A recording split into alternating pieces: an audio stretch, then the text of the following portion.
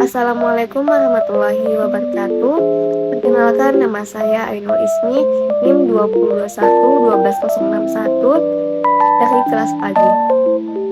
Nah, di kesempatan kali ini saya akan mereview materi dari mata kuliah interoperabilitas. Mungkin dari teman-teman masih ada yang asing, apa sih itu interoperabilitas? Nah, interoperabilitas adalah kemampuan dari dua atau lebih sistem atau komponen untuk pertukaran informasi dan menggunakan informasi yang telah ditukar.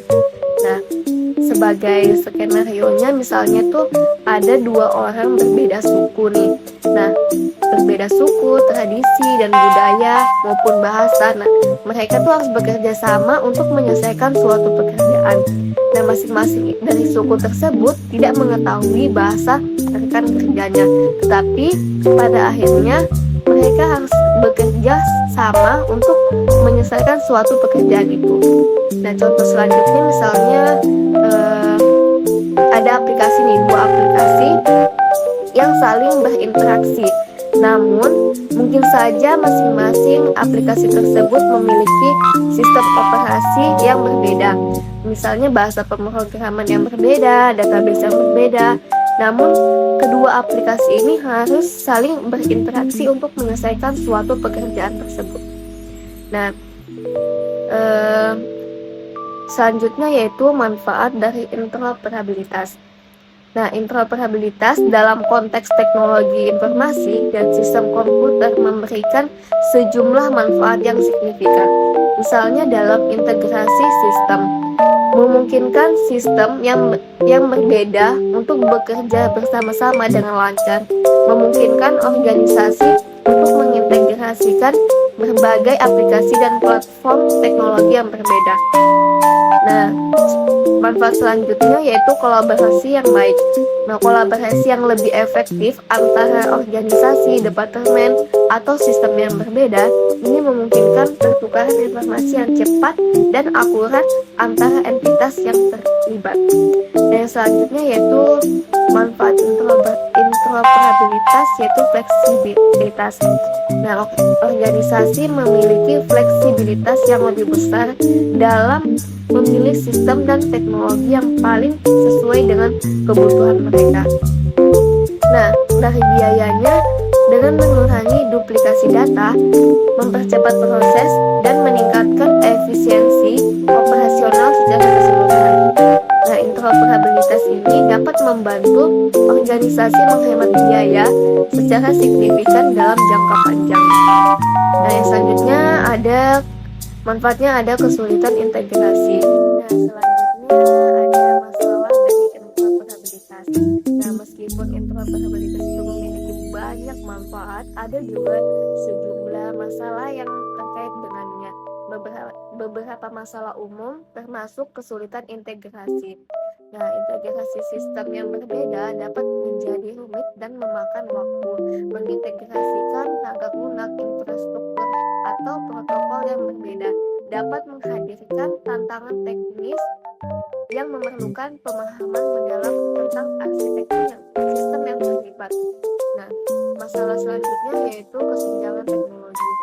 Nah, perbedaan dalam teknologi standar atau platform antara sistem yang berinteraksi dapat menyebabkan kesenjangan interoperabilitas. Misalnya ada perbedaan versi, format data yang berbeda, atau dukungan protokol yang tidak cocok dapat menyulitkan pertukaran data yang efisien. Nah, selanjutnya ada kompleksitas manajemen. Nah, semakin banyak sistem yang berinteraksi, semakin kompleks manajemen interoperabilitas. Perlu pemantauan yang cermat, manajemen versi, pemeliharaan, dan pembaruan sistem untuk memastikan interoperabilitas itu efektif. Nah, selanjutnya ada masalahnya itu ada kesulitan pemantauan. Nah, memantau kinerja interoperabilitas itu dapat menjadi tantangan karena sistem yang saling bergantung juga dapat membuat pemecahan masalah menjadi lebih rumit jika terjadi gangguan atau kegagalan. Nah, selanjutnya ada lingkup area interoperabilitas. Lingkup area interoperabilitas ini merupakan domain atau bidang di mana konsep interoperabilitas ini menjadi relevan dan penting. Ini mencakup lingkungan di mana sistem, aplikasi, perangkat, atau entitas lainnya perlu berkomunikasi, berkolaborasi, atau berintegrasi satu sama lain. Nah, beberapa lingkup area interoperabilitas yang umum itu ada teknologi informasi, ada keuangan dan pembayaran, ada kesehatan dan medis, ada transportasi dan logistik, kemudian ada pemerintahan dan layanan publik, ada pendidikan dan pelatihan, ada Internet of Things, dan ada pertanian dan lingkungan. Nah, manajemen interoperabilitas ini cara kerjanya bervariasi, tergantung pada konteks dan jenis interoperabilitas yang terlibat. Namun secara umum, interoperabilitas ini melibatkan beberapa prinsip dasar dan langkah-langkah seperti identitas keseluruhannya, kemudian ada pemilihan standar dan protokolnya, kemudian ada implementasi antarmuka pemrograman aplikasi, kemudian ada pengembangan middleware, kemudian ada penerapan integrasi jawabannya, dan ada pengujian dan validasi, pemantauan dan pemeliharaan. Nah, itu mungkin dari langkah-langkahnya. Kemudian ada aspek kunci interoperabilitas. Ada aspek-aspek kunci yang perlu dipertimbangkan dalam merancang, mengimplementasikan, dan mengelola interoperabilitas antara berbagai sistem, aplikasi, atau entitas. Memiliki 6 pilar interoperabilitas yang penting. Yang pertama ada standarnya, teknologinya, semantiknya, proses, kemudian ada keamanan dan manajemen. Selanjutnya ada teknologi informasi kesehatannya. Nah, teknologi informasi kesehatan merujuk pada penggunaan teknologi informasi dalam konteks perawatan kesehatan untuk meningkatkan efisiensi, kualitas, dan aksesibilitas layanan kesehatan. Ini mencakup berbagai teknologi dan sistem informasi yang digunakan untuk mengelola informasi kesehatan, memfasilitasi pertukaran data, mendukung pengambilan keputusan klinis, dan meningkatkan pengalaman pasien. Nah, siklus informasinya itu apa sih tujuan utama pertukaran data? Mengapa kita membutuhkan komunikasi? Tujuan utama dari pertukaran data dalam konteks kesehatan adalah untuk memfasilitasi akses yang lebih mudah dan efisien terhadap informasi kesehatan yang relevan, baik bagi penyedia layanan kesehatan maupun pasiennya. Nah, siklus informasinya itu mengapa sih kita membutuhkan siklus informasi tersebut? Karena mungkin dari koordinasi perawatannya, kemudian keselamatan pasiennya, pengambilan keputusan yang tepat, pendidikan pasien, dan hubungan pasien dan penyedia. Nah, mengapa kita membutuhkan komunikasi tersebut? Karena komunikasi ini biasanya dimulai dengan pertukaran pengamatan yang direpresentasikan sebagai data. Jadi transformasi dari data ini menjadi informasi yang membutuhkan pengetahuan. Nah, pengetahuan dan konteks data yang disampaikan itu harus dikomunikasikan selama transaksi pertukaran data agar data yang diberikan itu dapat maksimal untuk membuat keputusan yang tepat. Nah, motivasi bekerja sama. Ada beberapa motivasi yang mendorong organisasi dan pihak-pihak terkait di bidang kesehatan untuk bekerja sama dalam mencapai interoperabilitas. Nah, ada contohnya yaitu perbaikan kualitas perawatan.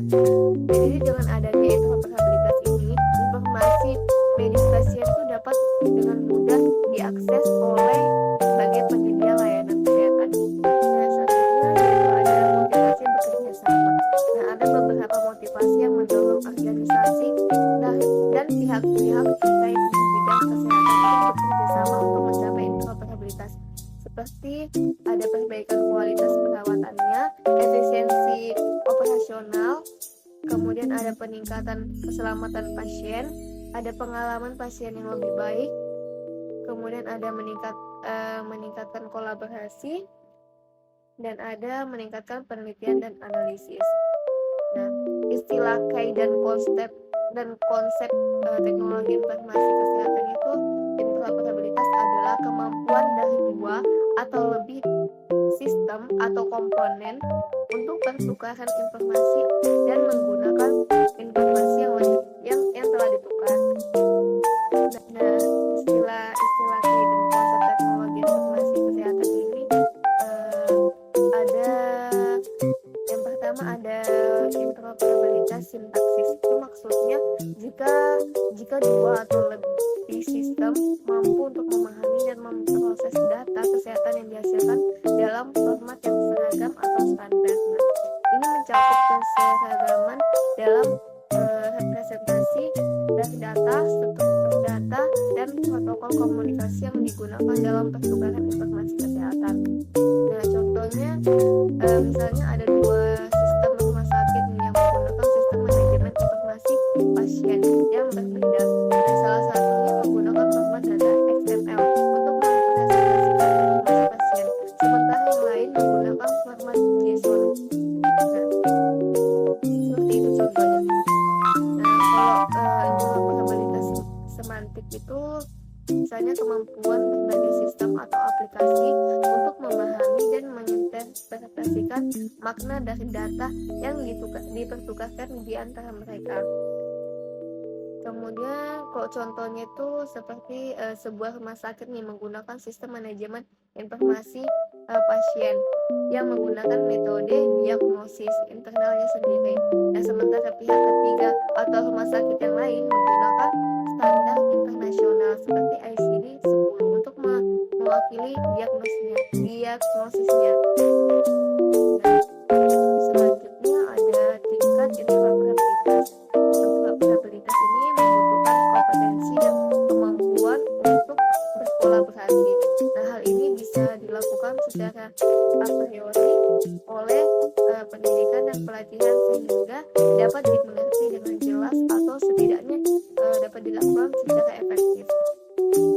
Nah, tingkat interoperabilitas ini berkenaan dengan pertukaran informasi dapat didiskusikan pada tingkat yang berbeda, misalnya pertukaran data tingkat teknis rendah, misalnya merujuk pada proses pertukaran informasi yang dilakukan dengan menggunakan metode atau teknologi yang sederhana atau dasar.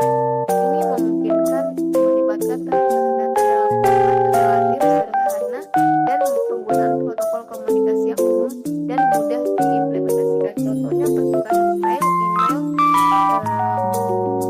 sama CSV. Yang selanjutnya ada pertukaran data tingkat teknis tinggi.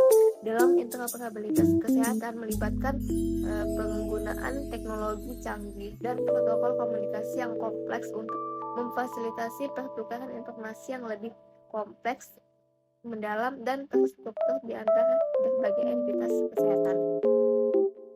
Nah, tingkat interoperabilitas ini memiliki beberapa metode atau teknologi yang digunakan untuk pertukaran data tingkat teknis tinggi dalam interoperabilitas kesehatan.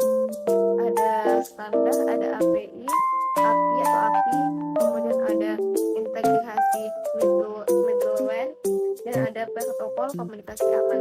Selanjutnya ada SDLC. SDLC adalah kerangka kerja atau model manajemen proyek terstruktur yang menguraikan fase-fase yang diperlukan untuk membangun sistem TI dari awal hingga akhir. Nah, kemudian ada lapisan protokol interoperabilitas. Dalam arsitektur sistem komunikasi biasanya mencakup berbagai tingkat atau lapisan yang memungkinkan sistem yang berbeda untuk berinteraksi dan bertukar informasi secara efektif. Nah, ada beberapa aspek yang harus dipertimbangkan dalam lapisan protokol interoperabilitas teknologi kesehatan, kayak meliputi standar datanya, privasi dan keamanan, ada komunikasi antar perangkat, ada integrasi sistem, ada interoperabilitas antar lembaga. Yang selanjutnya ada standar pelayanan kesehatan, yaitu ASTM, yang sekarang dikenal sebagai ASTM Internasional. Ini adalah organisasi internasional yang mengembangkan dan menerbitkan standar sukarela untuk berbagai produk, layanan, dan material, termasuk dalam bidang teknik, ilmu material, kesehatan dan keamanan lingkungan, serta banyak lagi. Nah, standar ASTM ini digunakan secara luas di berbagai industri untuk memastikan kualitas, keamanan, dan kinerja produknya. Nah, ASTM ini didirikan pada tahun 1898 dan berkantor pusat di West Cornhusk, Kent, di Amerika Serikat. Meskipun awalnya didirikan untuk mengatasi masalah di bidang kereta api, ASTM ini telah berkembang menjadi organisasi global yang menyediakan ribuan standar yang mencakup hampir setiap industri dan teknologi. Nah, ASTM Internasional ini mengembangkan standar dalam berbagai bidang untuk memenuhi kebutuhan industri, akademis, pemerintah, dan masyarakat umum. Beberapa bidang utama yang dicakup oleh standar ASTM ini meliputi material dan produk material, ada konstruksi dan bangunan, kemudian ada peralatan dan teknologi, kemudian ada kesehatan dan keselamatan, kemudian ada lingkungan dan energi, kemudian ada minyak dan gas, kemudian ada transportasi dan pendidikan dan pelatihan. Nah, HL7 ini merupakan singkatan dari Level 7 Internasional. HL7 ini dimulai pada tahun 1987 ketika HL7 didirikan oleh Dr. Ed Hammond bersama dengan sekelompok ahli kesehatan dan informasi kesehatan. Level 7 Internasional ini adalah organisasi nirlaba yang didedikasikan untuk pengembangan standar komunikasi dalam industri kesehatan. Tujuan utamanya adalah untuk memfasilitasi pertukaran informasi kesehatan elektronik antara sistem-sistem yang berbeda di fasilitas kesehatan. Nah, standar yang dikembangkan oleh HL7 ini digunakan secara luas di seluruh dunia dalam sistem informasi kesehatan, rekam medis elektronik, dan aplikasi kesehatan lainnya untuk memastikan interoperabilitas yang efektif di antara berbagai sistem. Nah, kemudian ada beberapa tonggak sejarah penting HL7. Pendirian HL7 ini didirikan pada tahun 1987 di Amerika Serikat. Pada awalnya fokus utamanya adalah mengatasi masalah komunikasi yang rumit di antara sistem informasi kesehatan yang berbeda. Yang selanjutnya ada pengembangan HL7 versi kedua. Nah, yang menjadi salah satu standar pertama dalam pertukaran data kesehatan, HL7 V2 ini menggunakan format pesan yang berstruktur. Kemudian ada pengenalan HL7 V3 yang dikenalkan pada tahun 2000-an, menawarkan pendekatan yang lebih modular dan berorientasi pada objek dalam pengembangan standar. Namun, implementasi V3 ini tidak sepopuler V2 karena kompleksitasnya. Nah, kemudian pengembangan HL7 Fire pada tahun 2014, HL7 ini memperkenalkan FHIR, yaitu Fast Healthcare Interoperability Resources. Nah, yang bertujuan untuk menyederhanakan pertukaran data kesehatan dan memfasilitasi integrasi yang lebih cepat antara aplikasi kesehatan. Nah, pengakuan internasional ini seiring waktu, HL7 ini telah menjadi organisasi internasional yang diakui secara luas dengan anggota dan kontributor dari berbagai negara di seluruh dunia. Organisasi ini terus-menerus memperluas cakupannya dan berkolaborasi dengan berbagai lembaga kesehatan dan industri terkait untuk mengembangkan standar yang relevan dan efektif. Nah, salah satu standar yang paling dikenal yang dikembangkan oleh HL7 adalah HL7 versi kedua dan HL7 Fire. Nah, HL7 V2 ini adalah standar pertukaran pesan yang telah digunakan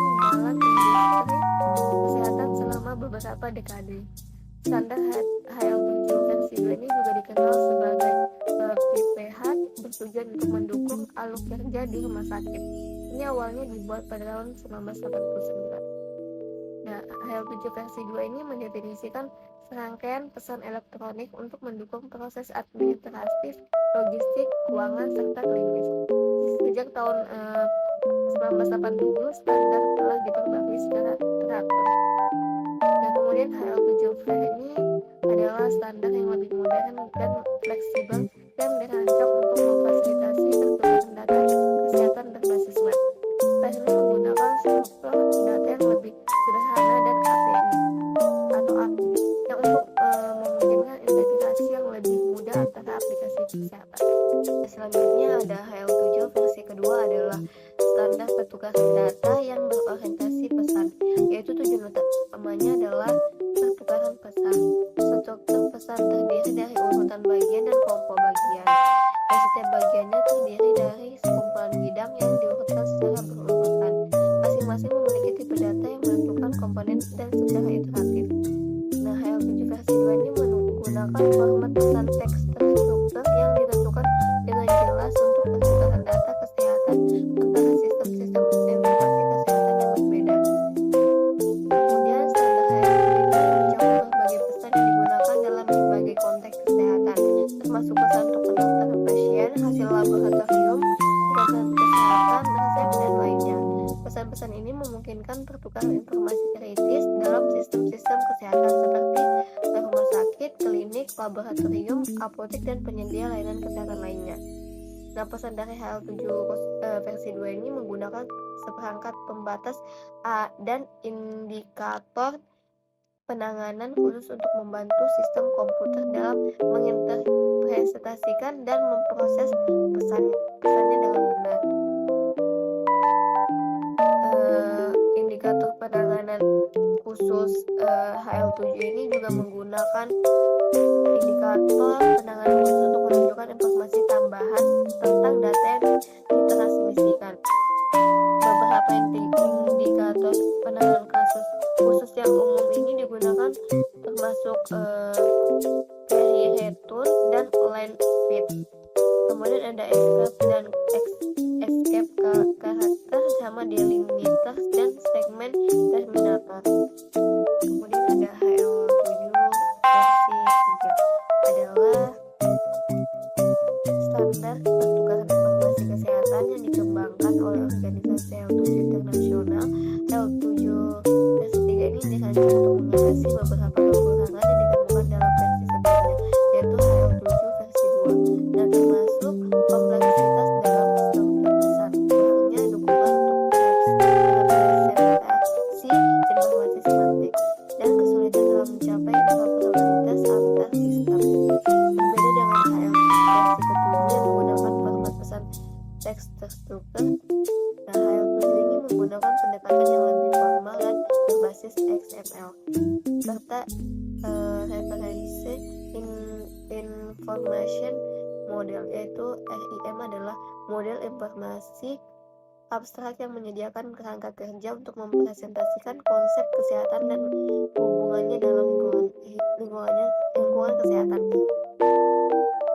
Nah, HL7 versi 3 ini memperkenalkan konsep-konsep seperti CDA, CCOE, SOE, dan CCD. Nah, ada juga HL7 CDA adalah standar untuk mempresentasikan dan pertukaran informasi kesehatan dalam bentuk dokumen klinis elektronik. Nah, dokumen klinis ini dapat berisi berbagai jenis informasi seperti catatan medis, ringkasan perawatan, laporan hasil tes, surat rujukan, dan lain-lain. Nah, HL7 CDA ini dirancang untuk memfasilitasi pertukaran informasi kesehatan yang terstruktur dan terstandarisasi antara penyedia layanan kesehatan, pasien, dan sistem informasi kesehatan. Selanjutnya ada VEDA adalah standar untuk pertukaran data layanan kesehatan elektronik yang dikembangkan oleh Health Level 7 International. Standar ini dirancang untuk memfasilitasi interoperabilitas dan pertukaran informasi kesehatan antara sistem yang berbeda. Nah, kemudian pertukaran informasi ini, standar ini mencoba untuk mengambil keuntungan dari dari aspek keberhasilan versi 3, versi 2, versi 3, dan CDA standar HL7. Nah, file ini memanfaatkan model tetapi tetap membatasi mereka untuk tetap berada pada satu set inti fungsi umum. Dan segala sesuatu yang tidak termasuk dalam model dasar akan ditambahkan sesuai kebutuhan metodologi ekstensi standarnya. Nah, dalam file ini semua pengertian berasal dari unsur akar yang sama. Akar elemen itu sendiri menyediakan sarana untuk memastikan bahwa semua artefak memungkinkan untuk ekstensi. Nah, file ini meliputi jenis data dan memastikan bahwa setiap sumber daya opsional terdiri dari deskripsi tekstual dan memungkinkan identitasnya itu melampirkan metadata. Nah, atribut sumber dayanya terkait dengan sumber dan referensi atau dasar untuk atribut lanjut. Nah, file ini memfasilitasi teknologi web pada tingkat yang mendasar. Hampir semua sumber memberikan atribut dalam bentuk referensi. Setiap referensinya ini dapat terdiri dari URL dan sebuah deskripsi tekstual untuk tampilan. Dan referensinya ini dapat diberikan sebagai sumber penerbitan referensi mutlak pada suatu web. Relatifnya terhadap sumber daya dari yang merujuk atau internal. Dengan itu berarti jaringan sumber dayanya dapat dibangun dalam beberapa organisasi. Nah, blok utama di file ini adalah sumber daya. Setiap sumber daya dikirim sebagai referensi atau yang berisi rincian yang tepat. Tapi pada satu sumber hanya cukup pada konteks sederhana. Dalam kebanyakan kasus, beberapa sumber akan dikelompokkan bersama-sama untuk membangun konteks yang spesifik. Ini bisa digunakan untuk query daftar. Nah, daftar pasien atau dapat digunakan untuk query history untuk sumber daya tertentu. Pilihannya adalah agregat data spesifik. Misalnya obat untuk pasien yang spesifik termasuk kondisi atau bagian yang sedang dialaminya. Kemudian seperti semua standar pertukaran data lainnya, file ini memiliki tujuan untuk mendukung informasi agar dikodekan sebagai baik. Sumber didasarkan pada nilai set saat menggabungkan kode sistem dan kode tipe data seperti kode, coding, codable konsep, sama kuantitas. Kemudian tipe data primitif. File ini selaras dengan standar XML tipe data primitif. File ini juga menyediakan tipe data yang kompleks. Tipe data ini memiliki struktur logis yang sebanding dengan yang diberikan di HL7 versi 2 dan versi 3. Dan file ini mengkonsolidasi mereka dalam satu set baru. Nah, file ini juga menyediakan dua jenis pengkodean berdasarkan baik XML atau Java serta script object notation. Nah, mungkin itu saja yang bisa saya review dari materi yang telah diberikan oleh Bu Tari. Sekian, waalaikumsalam warahmatullahi wabarakatuh.